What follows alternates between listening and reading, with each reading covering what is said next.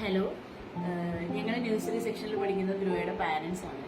Actually ഞങ്ങൾ last ജൂണിലായിരുന്നു ധ്രുവനെ അവിടെ ചേർത്തിയത്, നക്ഷത്രയിൽ ചേർത്തിയത്.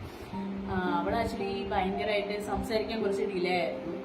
അപ്പൊ എല്ലാവരും ഞങ്ങളുടെ അടുത്ത് സ്പീച്ച് തെറാപ്പിസ്റ്റിനെയൊക്കെ സജസ്റ്റ് ചെയ്തു. പോയി ക്ലോസ് റിലേറ്റീവ്സും ഫ്രണ്ട്സൊക്കെ അവളെ കൊണ്ട് സ്പീച്ച് തെറാപ്പിസ്റ്റിനെ കാണിക്കാനും മറ്റുമൊക്കെ സജസ്റ്റ് ചെയ്തു.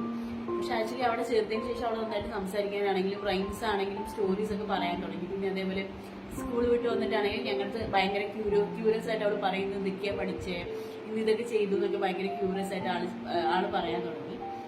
പിന്നെ സ്കൂളിൽ പോകാനുള്ള ഒരു മടിയൊന്നും ഇല്ലാണ്ടായി.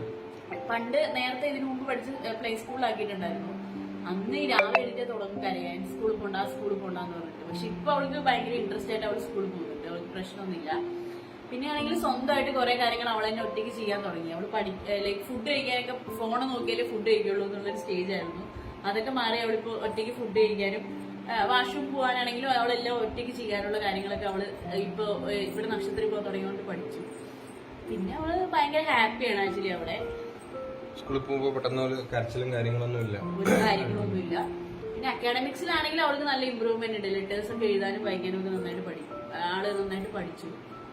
പിന്നെ എല്ലാത്തിനും ഭയങ്കര ക്യൂരിയസ് ആണ്. ലൈക്ക് എല്ലാ ആക്ടിവിറ്റീസിലും പാർട്ടിസിപ്പേറ്റ് ചെയ്യുന്നതുകൊണ്ട് അവൾക്ക് എല്ലാത്തിനോടും ഭയങ്കര ഇൻട്രസ്റ്റ് ഉണ്ടായിരുന്നു.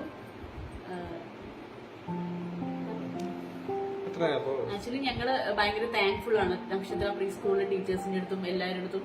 ലൈക്ക് ധ്രുവയ്ക്ക് ഉണ്ടായ ഒരു ചേഞ്ച്, ധ്രുവയ്ക്ക് ആക്ച്വലി ഒന്നും സംസാരിക്കാൻ പറ്റാത്ത ഒരു സ്റ്റേജ് ആയിരുന്നു. ഫുൾ ആക്ഷൻ ആയിരുന്നു. അന്ന് അവള് വായ തുറന്ന് സംസാരിക്കാൻ പറ്റിയിട്ടുണ്ടെങ്കിൽ അത് നക്ഷത്ര പ്രീ സ്കൂൾ കാരണം തന്നെയായിരുന്നു. Thank you.